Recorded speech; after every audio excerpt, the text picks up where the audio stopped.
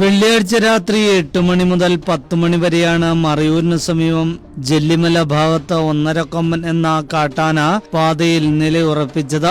ആദ്യ 1 മണിക്കൂർ ഭാഗികമായി ഗതാഗതം തടസ്സപ്പെടുത്തിയ കാട്ടാന അടുത്ത 1 മണിക്കൂർ പൂർണ്ണമായും റോഡിൽ നിന്നും മാറാതെ നിന്നു. ഇതോടെ ടൂറിസ്റ്റ് ബസ്സുകൾ ഉൾപ്പെടെ 100-ലധികം വാഹനങ്ങളാണ് പാതയുടെ ഇരുവശങ്ങളിലും കുടുങ്ങിയത്.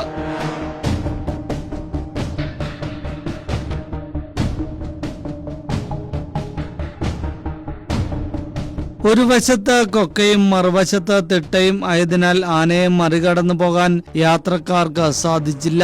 വഴിമുടക്കിയെങ്കിലും 1.5 കൊമ്പൻ ശാന്ത സ്വഭാവമാണ് കാണിച്ചത്. വാഹനങ്ങൾ അടുത്തെത്തിയിട്ടും ചിലർ ഹോൺ മുടക്കിയിട്ടും പ്രകോപനമില്ലാതെ ആന റോഡിന് സമീപത്തുള്ള തീറ്റപ്പുല്ലും മരച്ചില്ലകളിലെ ഇലകളും ശാന്തമായി ഭക്ഷിച്ചു. ഒടുവിൽ രാത്രി 10 മണിയോടെ കാട്ടാന റോഡിൽ നിന്ന് പൂർണ്ണമായും വഴിമാറിക്കൊടുത്ത ശേഷമാണ് പാതയിൽ വീണ്ടും വാഹനങ്ങൾക്ക് യാത്ര തുടരാനായത്.